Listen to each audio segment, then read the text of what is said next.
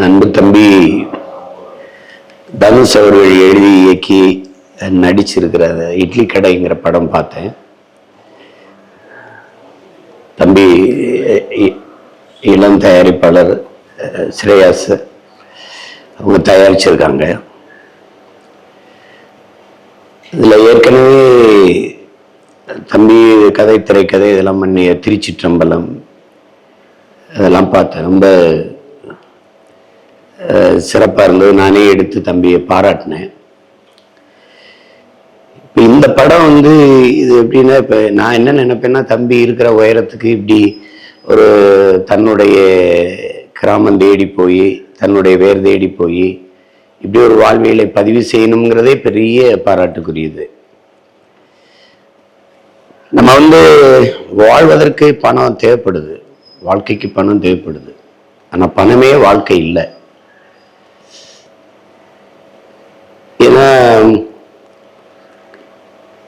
கடைசி மரமும் வெட்டப்பட்ட பிறகு, கடைசி மீனும் பிடிபட்ட பிறகு அப்பதான் தெரியும் மனிதனுக்கு பணத்தை சாப்பிட முடியாதுன்னு ஒரு கவிதை இருக்கு. அது மாதிரி எல்லாருக்குமே பொருள் ஈட்டணும், பெரிய மேம்பட்டு வாழ்வு அப்படிங்கிறத கார் வச்சுக்கிறது, பெரிய மாளிகை வச்சுக்கிறது, அப்படி வாழ்றதான் வாழ்க்கைன்னு நினைக்கிறோம். அதனாலே நம்ம நிறைய பேர் நம்முடைய தாய் கிராமங்களை விட்டு நகர்ப்புறங்களை நோக்கி நகரும். அங்கதான் வேலை வாய்ப்பு இருக்கு, அங்கதான் கல்வி இருக்கு, அங்கதான் மருத்துவம் இருக்கு. அதனால என்ன வருதுன்னா, கிராமங்கள் காலியாகி நகரங்கள் பிதுங்கி வழியுது. இங்க இருக்கிற நிர்வாக முறை என்னன்னா, ஸ்மார்ட் சிட்டி இருக்கு, ஸ்மார்ட் வில்லேஜ் கிடையாது. அப்ப கிராமங்கள் காலியாகிறதுனால நகர்ப்புறங்கள் இருக்கிற மக்களுக்கு தேவையான உணவுப் பொருள்கள் கிராமங்கள் இருந்தால் வரணும். பால், முட்டை, அரிசி, பருப்பு, நெய் எல்லாம். அப்போ கிராமங்கள் காலியாகும் போது அது பெரிய பற்றாக்குறையை சந்திச்சு மிகப்பெரிய உணவு பஞ்சத்தை சந்திக்கும். அதை வலியுறுத்துவதற்கு அவரவர் வாழ்விடம். மரம் எவ்வளவு உயரமா வளர்ந்தாலும் வேருக்கு நன்றி செலுத்துவதற்காக அதை என்ன செய்யும்? பூக்களை அதன் வேர்ல கொட்டி அதுக்கு நன்றி செலுத்தும். அது மாதிரி நம்ம எவ்வளவு தூரம் போனாலும் நம்முடைய பிறந்த மண், நம்மளுடைய தாய் கிராமத்தை மறப்பது என்பது ரொம்ப கொடுமையானது. வெளிநாட்டில் போய் நம்ம இருப்போம், நிறைய சம்பாதிப்போம், மாதம் 5 லட்சம் கூட சம்பாதிப்போம். ஆனால் அங்கே நம்ம ஏரி இருக்காது, குளம் இருக்காது, கோயில் இருக்காது, திருவிழா இருக்காது, பாட்டி இருக்க மாட்டாங்க, தாத்தா இருக்க மாட்டாங்க, நம்ம சொந்தங்கள் யாரும் இருக்க மாட்டாங்க. அப்போ அந்த மாதிரி சொத்தை பிரிகிறது, உறவுகளை பிரிகிறது, இதையெல்லாம் விட பெரிய பிரிவு தான் பிறந்த மண்ணை பிரிகிறதாங்கிறாரு கவிப்பேரரசு வைரமுத்து அவர்கள். அது மாதிரி மண்ணை பிரிந்து, தாய் மண்ணை பிரிந்து, பிறந்த மண்ணை பிரிந்து வெகு தூரம் போய் என்ன பொருள் ஈட்டினாலும் அந்த வாழ்க்கையில மகிழ்ச்சி இல்லைங்கிறத வலியுறுத்துற ஒரு படம். நிறைய செய்திகளை ஒரு கவிதைத்தனமா சொல்லியிருக்காப்புல. படம் பார்க்கும்போது அவ்வளவு ஒரு உணர்ச்சி குவியலா இருக்கு. அவருடைய திரைக்கதை, அவருடைய உரையாடல் எல்லாமே நேர்த்தியா இருக்கு. சின்ன சின்ன கதாபாத்திரங்களை கூட செதுக்கியிருக்காப்புல. இப்போ குறிப்பா பார்த்திபன் அவருடைய கதாபாத்திரம் அது வில்லன் போல போய் கடைசியா முடியும் போது அவ்வளவு நெகிழ்ச்சியா முடிக்கிறது. ஒரு கண்ணுக்குட்டி, அந்த கண்ணுக்குட்டி வச்சு அவ்வளவு கவிதைத்தனமான ஒரு முடிவை கொண்டு வர்றாரு. அப்புறம் இப்போ யாரு பணக்காரன் யாரு ஏழை அப்படிங்கும்போது, ஒரு சாதாரண ஒரு பெரிய விடுதியில போய் நட்சத்திர விடுதியில தங்கியிருப்பாங்க. அப்போ குழந்தைக்கு பால் தேவைப்படும். அந்த குழந்தைக்கு பாலை கொடுத்துட்டு பணம் கேட்பாங்க, பில்லு கொடுத்துருவாங்க. அதே குடும்பம் தெருவில் போய்கிட்டு இருக்கும், சாதாரண ஒரு பெட்டி கடை. அங்கே போய் குழந்தை அழுகுது, கொஞ்சம் பால் இருந்தால் கொடுங்கன்னு கேட்பாங்க. அப்போ அந்த பெட்டி கடைக்காரர் அந்த கடைக்காரர் பாலை கொடுத்துட்டு, குழந்தைக்கெல்லாம் நாங்கள் காசு வாங்குறது இல்லை, நீங்கள் போங்கன்றதுல. இப்போ இதில் யார் பணக்காரங்கிறத ஒப்பிட்டு சொல்லுவாங்க. அது மாதிரி இதில் சாதாரண ஒரு இட்லி கடை, படிக்கிற பையன்கிட்ட காசு வாங்குறது இல்லை அப்படிங்கிறது ஒரு சின்ன நிகழ்வு முன்னாடி நடந்துருது. ஆனால் அதை கொண்டு முடிக்கும்போது படிக்கிற பையன்கிட்ட காசு வாங்குறது இல்லைன்னு இன்னொரு இடத்துல அந்த காட்சியை பின்னிகழ்வுகளை எடுத்துக்காட்டி முடிக்கும்போது அவ்வளவு நேர்த்தியான திரைக்கதை நகர்வை நம்மளால உணர முடியுது. இதில் வாழ்க்கைங்கிறது நம்மளோட வாழ்ந்து முடிக்கிறது இல்லை. வருங்கால தலைமுறை நம்ம வாழ்ந்த நினைவு சுவடுகளை நினைச்சு பார்க்க வைக்கிறதா வாழ்க்கைங்கிறதெல்லாம் பெரிய பெரிய ரொம்ப பெரிய ஒரு கருத்து தத்துவம் அது மாதிரி படம் முழுக்க பரவி நல்ல செய்திகள் விதைக்கப்பட்டிருக்கு. அதில் என்னுடைய மாமா இளவரசு அவர்கள், தம்பி சமுத்திரக்கனி, அண்ணன் ராஜகிரண் அவருடைய கதாபாத்திரங்கள், அந்த கதாநாயகி நித்யா மேனன் அவங்க எல்லாருடையது, அண்ணன் சத்யராஜுடைய பங்களிப்பு, தம்பி அருண் விஜயோடது எல்லாமே ரொம்ப நேர்த்தியாக வந்திருக்கு. எல்லாத்துக்கும் மேலே தம்பி ஜீவியோடைய பின்னணி இசை பாடல்கள் அது எல்லாமே தந்தானே என்ஜாமி தந்தானே அந்த பாட்டு ரொம்ப நேர்த்தியாக இருக்குது. அவர் பின்னணி இசையில் சிறப்பாக செய்வாருங்கிறதுக்கு அசுரன் படமே சான்று. அதில் இந்த படம் அதுக்கப்புறம் ரொம்ப சிறப்பாக செஞ்சுருக்காப்புல. பாடல்கள் யார் வேணாலும் கொடுத்துடலாம்.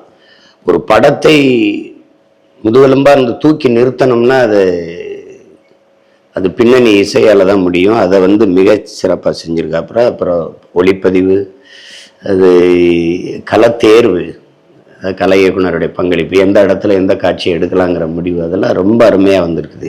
எல்லாருக்கும் என்னுடைய பாராட்டுக்கள். குறிப்பாக தம்பிக்கிட்ட எனக்கு பிடிச்சது இதில் எந்த ஒரு பொது நிகழ்ச்சிக்கு போனாலும் வேட்டி சட்டை கட்டி போகிறது. அது நானே கூட நேர இடத்துல கட்டிட்டு போகிறதில்ல, சில நிகழ்வுக்கு தான் போவேன். அதை அவர் பார்க்கும்போது இந்த படத்து பாட்டு இது வெளியிட்டுள்ள கூட அவர் வேட்டி தான் கட்டியிருந்தார். அது எனக்கு ரொம்ப நெகிழ்ச்சியாக இருக்கும் அவரை பார்க்கும்போது. அது மாதிரி இவர் இருக்கிற உயரத்தில் வேற மாதிரி திரைக்கதை எழுதி எடுத்துகிட்டு போயிருக்கலாம். ஆனால் அவர் தன்னுடைய பிறந்த ஊருக்கு, அந்த ஊரை நினச்சி பார்த்து அதில் சாதாரண ஒரு இட்லி கடையை இன்னைக்கு கார்ப்பரேட் உலகம், கூட்டாண்மை நிறுவனங்கள் பெருத்து வருகிற காலத்தில் தன் தாய் கிராமத்தில் இருக்கிற அந்த இட்லி கடை மையப்படுத்தி ஒரு படத்தை எடுத்திருப்பது அவ்வளவு நேர்த்தியாக இருக்கு. அவர் கிளைமேக்ஸில் இறுதிக்கட்ட காட்சியில் பேசுகிறாரு, இது பலகை எரிஞ்சிருச்சு, அதை நம்ம வாங்கிக்கலாம், இது சுவரை இடிஞ்சிருச்சு கட்டிக்கலாம், அப்போ இது மேலே கூரை அது எரிஞ்சிருச்சு அதை வேஞ்சிக்கலாம், ஆனால் இங்கே இருக்கிற அம்மி குலவையும் ஆட்டுக்கல்லும் இதுதான் கடை, இதை சுற்றி நம்ம கட்டிக்கலாங்கிறது மிகப்பெரிய செய்தி. அதுக்கப்புறம் அதில் அகிம்சை, வன்முறைக்கு எதிரான அகிம்சையை வலியுறுத்தியது. எங்களுடைய கோட்பாடு அது இல்லை. எனக்கு வன்முறைக்கு எதிரான அகிம்சை கோழைத்தனம்ங்கிறத என்னுடைய கருத்து. வன்முறைக்கு எதிரான வன்முறையும் அகிம்சை தான். ஆனால் அந்த கருத்தை மிக அழகாக வலியுறுத்தி அதை கொண்டாந்து முடித்த விதம் ரொம்ப நல்லா பண்ணியிருந்தார். அதனால இது ஒரு முழுமையான படைப்பாக பார்க்குறேன், நல்ல உணர்வுகளின் குவியலாக பார்க்குறேன். இது இந்த இளம் வயதில் தம்பிக்கு இவ்வளவு முதிர்ந்த ஒரு படைப்பாற்றல் இருப்பது பெருமைக்குரியது. அவர் பாடல் அவரே எழுதுவார், அவரே பாடுவார், அது கதை திரைக்கதை வசனம் அவரே எழுதிக்குவார், நடிப்பார், இயக்குவாருங்கிறது ஒரு பன்முக ஆற்றல். அது இந்த வயசில் அவர் தன்னை இப்படி உருவாக்கிக்கிட்டாருங்கிறதுல நமக்கு ரொம்ப பெருமை. அதில் எல்லாருமே நீங்கள் பார்ப்பீங்க, படங்கள் எல்லாம் பார்த்தா ஒரு காவல்துறை அதிகாரின்னா இன்ஸ்பெக்டர் தான் போடுவாங்க, அதில் ஆய்வாளர்னு அவர் வச்சுருந்தார். அது எனக்கு ரொம்ப நெகிழ்ச்சியாக இருந்தது. நம்முடைய மரபில், நம்முடைய மண்ணில் நம்ம குலதெய்வ வழிபாட்டு மரபினர் நமக்கு கடவுள் அப்படின்னு ஒன்றும் இல்லை, நமக்கு தெய்வங்கள் தான். தெய்வங்கள் முன்னோர்கள் தான். நம்முடைய வழிபாடு என்பது இயற்கை வழிபாடு, தெய்வங்கள் மூத்தவர்கள், நமது முன்னவர்கள். அதில் இன முன்னோர், குல முன்னோர்னு இருக்கு. இதில் இன முன்னோரில் முருகன், சிவன், மாயவன், அதாவது திருமால், பெருமாள், இவங்கெல்லாம் வந்துடுறாங்க. இந்த குல முன்னோர் தான் குல தெய்வம்னு நம்ம கொண்டாடுறோம். சிலர் சிறு தெய்வம்னு சொல்கிறாங்க. தெய்வத்தில் சின்னது பெருசுலாம் இல்லை, குலதெய்வம். அந்த குலதெய்வ வழிபாட்டை ஒரு சிறு வயதிலே இங்கே பிறந்து வளர்ந்த ஒரு பையன் தன்னுடைய கிராமத்தில் இருக்க தன்னுடைய குலதெய்வத்தை நினைவுபடுத்தி அதை போய் அதை கொண்டாடணும், வணங்கணும்னு வலியுறுத்துறது ரொம்ப பெருமைக்குரியது. அந்த குலதெய்வ வழிபாட்டையும் தம்பி வலியுறுத்தி இருப்பது ரொம்ப எனக்கு மகிழ்ச்சியை தந்தது. ஏன்னா நான்லாம் சின்ன பிள்ளையில எங்கள் குடும்பத்தில் தலைப்புள்ள ஆண் குழந்தை பிறந்தா எங்கள் குலதெய்வம் வீரமாகாளிக்கு முடியிறக்குவாங்க. அதுக்கப்புறம் நான்லாம் போகலை. அதுக்கப்புறம் என் மகனுக்கு நான் முடியிறக்கி காது ஊத்துறதுக்காக போனேன். அப்போ அந்த இடத்துல நிற்கும்போது ரொம்ப தவற உணர்ந்தேன். நம்ம ஏன் அடிக்கடி நம்மளுடைய குலதெய்வத்தை பார்க்கல, வணங்கலை அப்படின்னு. இப்போ இதை பார்க்கும்போது ஒவ்வொருத்தருக்கும் தெரியும், நம்ம எல்லோருமே நம்மளுடைய வேர் தேடி பயணிக்க தொடங்குவோம். அப்படி எல்லாருக்குள்ளேயே இருக்கிற நினைவுகளை கிளறி விட்ட ஒரு அழகான கவிதையாக தான் நான் இந்த படத்தை பார்க்குறேன். இப்படி ஒரு படத்தை தயாரித்த தம்பிக்கு, என்னுடைய தம்பி தனுஷுக்கு எவ்வளவு பாராட்டுகளை வாழ்த்துக்களை சொன்னாலும் தகும். மிகுந்த மன நிறைவோடு நான் இந்த படத்தை பார்த்து ரசித்தேன். ஒவ்வொரு காட்சிகள் நகரும் போதும் அவ்வளவு மகிழ்ந்து நெகிழ்ந்தேன். என்னுடைய தம்பி தனுஷ் அவர்களுக்கு என்னுடைய அன்பும் வாழ்த்துக்களும். படத்தின் வெற்றிக்கு என்னுடைய வாழ்த்துக்கள்.